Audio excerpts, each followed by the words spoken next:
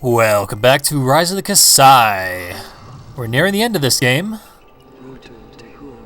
8th of the 10 levels, and they've been getting shorter, so let's dive right into what appears to be a lava level. So the Kasai sought to free their dark god Kree and unleash him on the Three Kingdoms.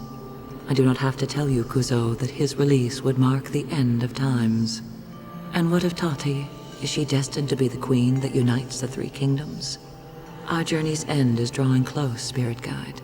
But first you must visit the darkest reaches of the Three Kingdoms. Rutu Huru, home to the Horde, army of the Kasai. It is in these dark caves the Kasai recruited a vast army, a cannibalistic race of savages eager to do their bidding. The leader of the Horde is the highest order of Gangoon, second only to Mabisi himself. Only on his command do they attack. Only on his dark word do they kill, rape, and cannibalize the Three Kingdoms. Kill the priest, and the Kasai's grip on the Horde will slip. They will never expect such a move, as none willingly enter Rutu Huru. There's at least one word there that video games probably shouldn't touch on if they don't know better. But alas, let's just go kill these rapists with Rao. Hundreds of leagues of tunnels connecting a warren-like city built beneath a mountain. Thousands of Horde troops ready to slaughter any who dare enter their domain. And in control, a Gangoon priest well-versed in the dark arts. To willingly enter Rutu Huru. Now, this is the stuff of legends.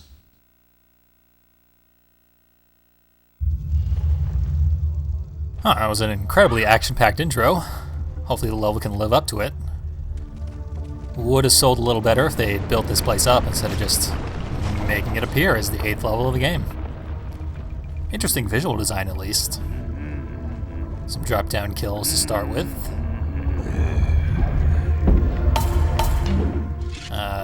Tati's chosen my target for some reason. There we go.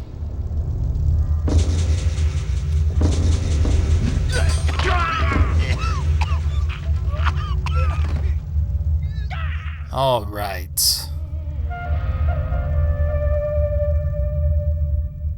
So that intro, I got a little sidetracked. Sort of shocked me for a second there. But they keep mentioning another Gangoon priest. Which is not something I generally like to hear.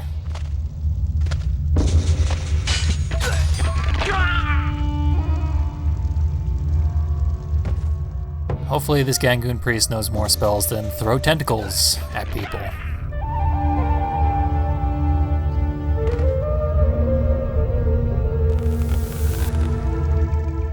Oh, Tati's coming this way too. Earthquakes again. You might remember those from Mount Basuku. I figured in that level, because there was a dragon that they'd foreshadowed, that the earthquakes were probably like the footsteps of the massive dragon stomping around on the top level. But the dragon turned out to just be a dude at that time. He wasn't like big, so he wasn't stomping around, so the earthquakes were just an obnoxious pain in the ass that threw off my aiming every couple of minutes. Don't even try to react.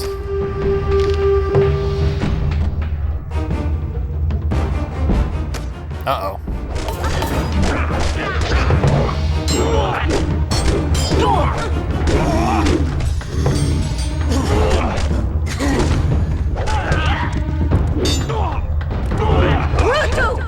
There's a couple of changes to the combat mechanics in this game that have been infuriating me lately. Specifically, the fact that blocks can be broken in this game. That just shouldn't even be the case, but it is.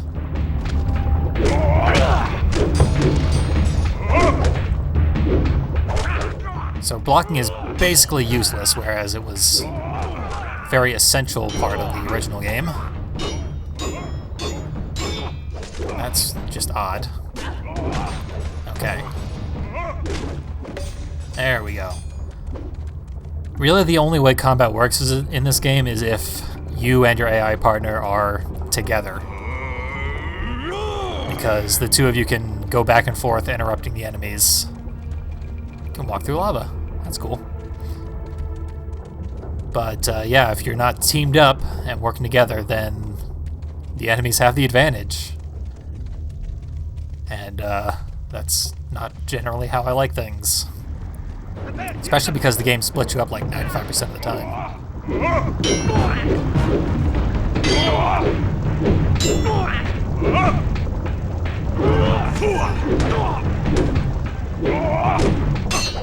Die already, dude. There we go.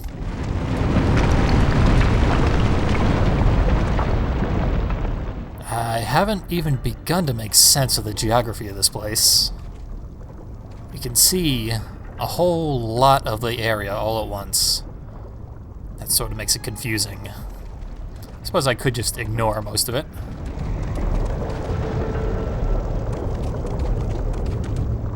Oh, is this one of those zip lines? I might be making this up. That there were zip lines elsewhere in the game. In fact, I'm almost positive that I am.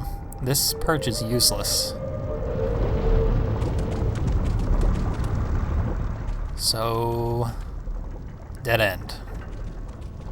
Maybe I should be paying a little more attention to the layout of this level. Maybe I should check the map for once. Okay. It looked like there should be an area we can drop down from onto the next area. But the path is blocked by these little spiky things on the edge. So we gotta take the long way. That's armor. Not even gonna try to snipe him.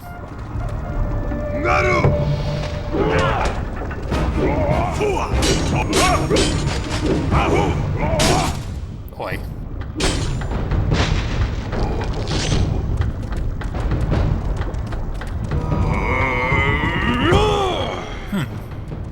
Tati's just walking by enemies now. And then backtracking to get them.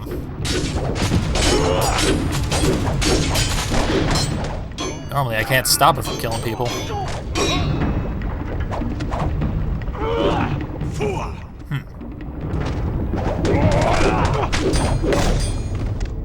So I said before that the puffers do not affect round Tati. And for the most part they don't. That one didn't do any damage to us. However, when I was working on the challenges for the last video, I stepped on a puffer that the AI had thrown as Rao. I switched characters to pick up the rest of the challenges, and I died instantly. And friendly fire wasn't on. I have no idea why it happened. It's just some kind of crazy mystery. I'm sure I'll be able to figure it out once I've tried to repeat those tests. Maybe it's just if you're at low enough health, you suddenly die.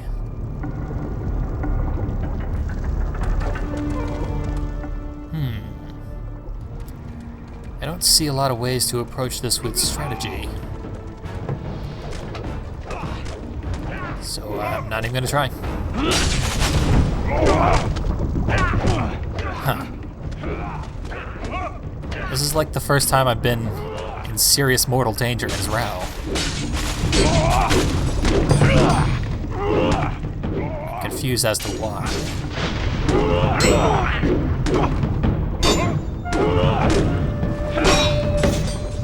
Caught the Tuku out of the peripheral vision. But Tati's missing again.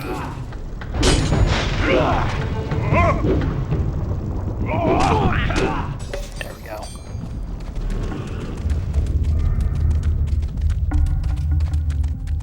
This level is a bit bland thus far, but we faced similar levels that have had rough beginnings, but strong other areas.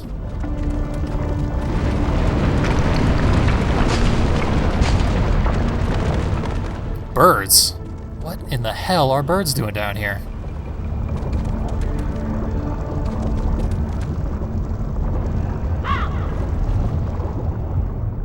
I mean, I guess to make Kuzo blend in better.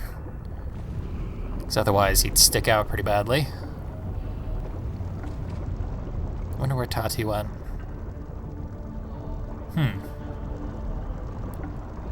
That actually didn't really answer my question at all. I will maintain high hopes for this level. This game has been a pleasant surprise lately. I hate to think it would throw it all away this close to the end. What do you guys think? Oh, you don't care that your friend got shot in the head? That's fine. Maybe you'll join him? What do you say? I doubt this will work, but... What? It made them all turn around. Huh. Okay. There's a logical reaction, finally.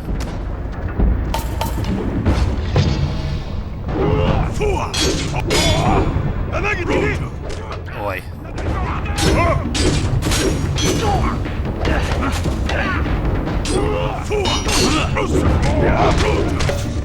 Okay. They're never scared. This is...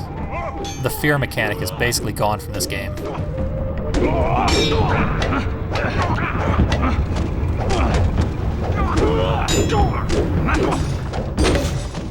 And my demise is imminent. Unless I can get that health.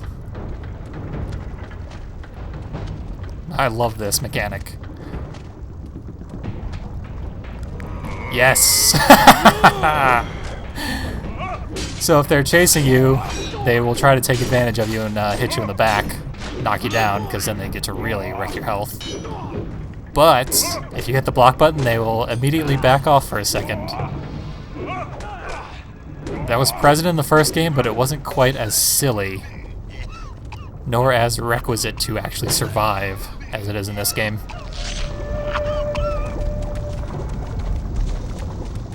But good times, we made it.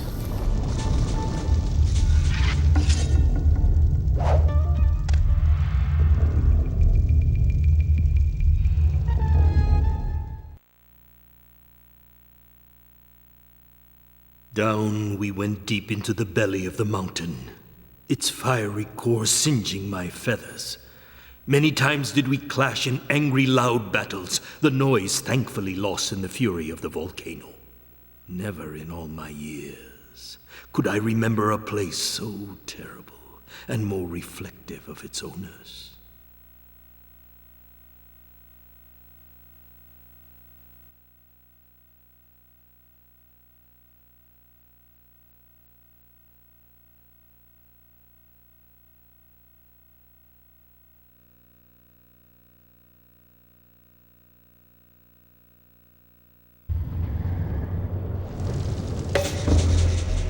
So far, this is very reminiscent of the ziggurat at the very end of Mephiti in the original game.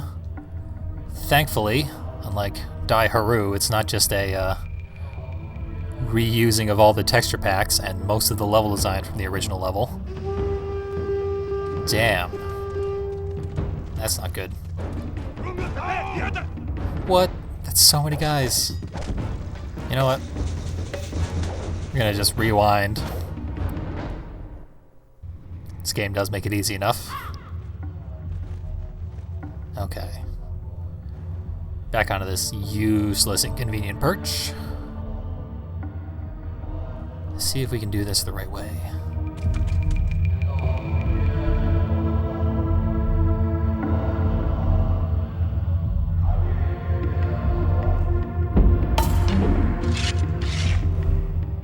Okay. I can get at least one of them. Hopefully both.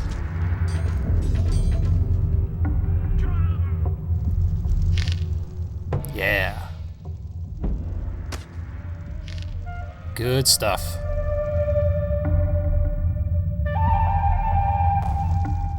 This game is very satisfying when it works, and it has worked a number of times lately.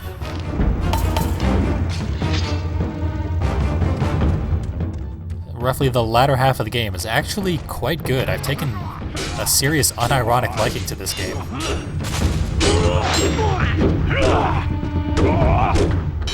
It still shows its rough edges. This is still a bottle rocket product.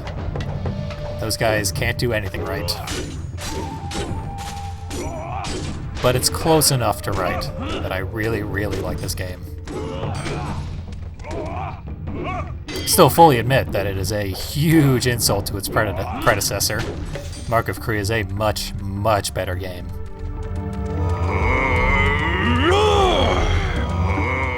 Just the fact that Mark of Kri is a virtually seamless experience, even beyond the medium of video games, just as a product of entertainment, it is very, very well made. This game is very, very poorly made, but still functions as a perfectly solid entertainment. Very apt comparison between God of War and God of War 2 has been made in the thread. I personally like to think of this more as like Bayonetta versus Bayonetta 2, where Bayonetta is quite the masterpiece. Bayonetta 2 still pretty good, but obviously made by a very different team with very different goals in mind, and not quite the same level of competence in the design area.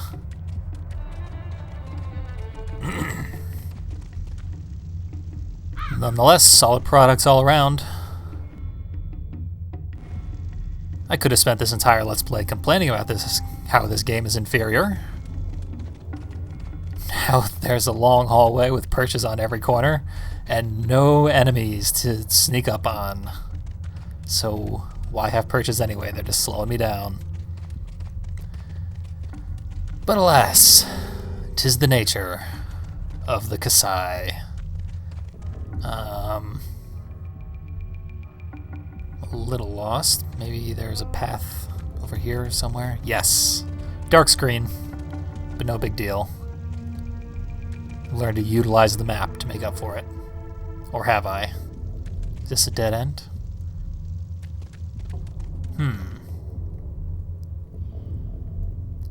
Interesting. Well,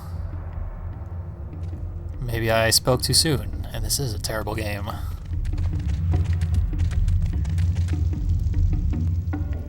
Okay.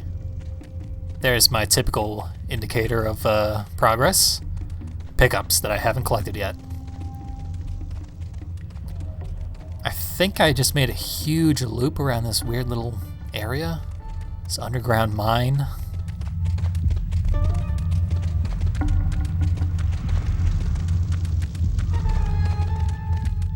This is the sort of thing that only makes sense when I'm replaying this level to get the unlockables. Because right now it doesn't make a lick of sense. But we found a book. It was decided that the spell should be destroyed, so sages and learned men from across the three kingdoms were summoned. After much deliberation, Tangaran Thoth, an ancient and revered magician, explained that the spells were of an ancient, long-forgotten magic and could not be destroyed. He suggested that they be broken apart into the lines that make them up and hidden where none would find them, bound to the souls of mortal men. Book of the Damned, Rise of the Kasai, 4-5.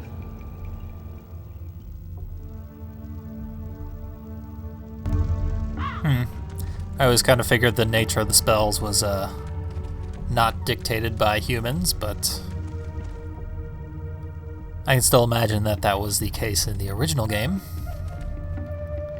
since they've retconned plenty of it in this game.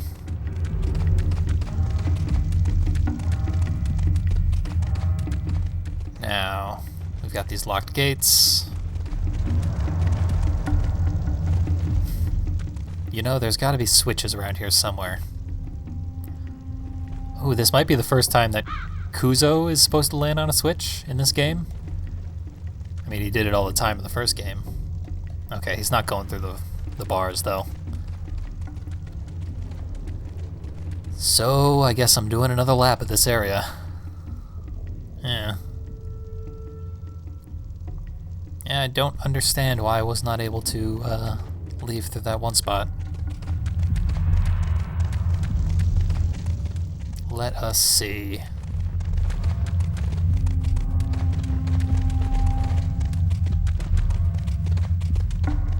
Okay, we can go here.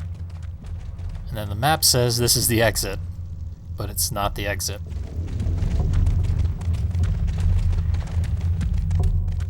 Is this the exit? Yes. Yes, it is. And there's the switch I was looking for. I just instinctively knew there'd be a switch. Possibly because I'm virtually the only person who has played this game this far. Oh crap, that was not the hornblower.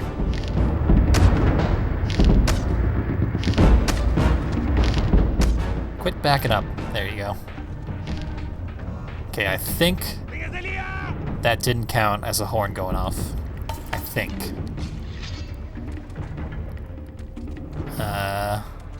Okay, I guess I can't jump down. Make a cool action hero entrance.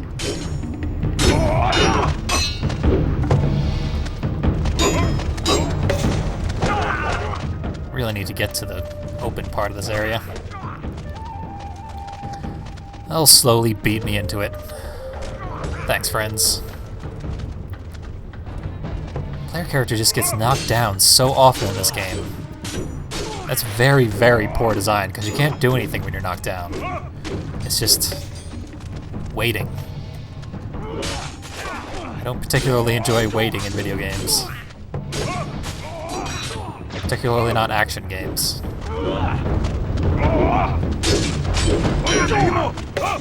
Let's see.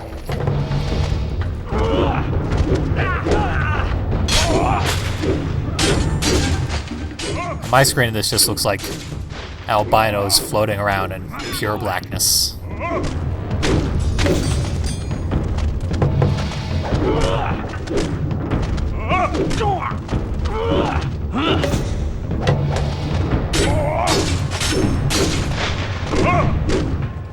So yeah, because of the slight changes to combat mechanics in this game, our control over combat is basically gone, whereas it was a huge part of Mark of Kree.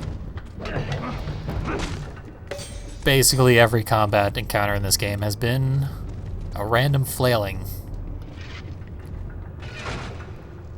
Frequently it works, sometimes it does not work. So I gotta make another lap back to that starting area. I'll cut ahead to it for your sanity. There we go. Spared your sanity, if not my own. I mean, clearly I gotta be just about out of sanity if I'm starting to enjoy this game. Unfair, but we've been reunited with Tati. Gang's all here. Even our buddy Kuzo. She's going off to kill people. But instead of that, we are gonna save and take a break. Next time we'll be killing more people.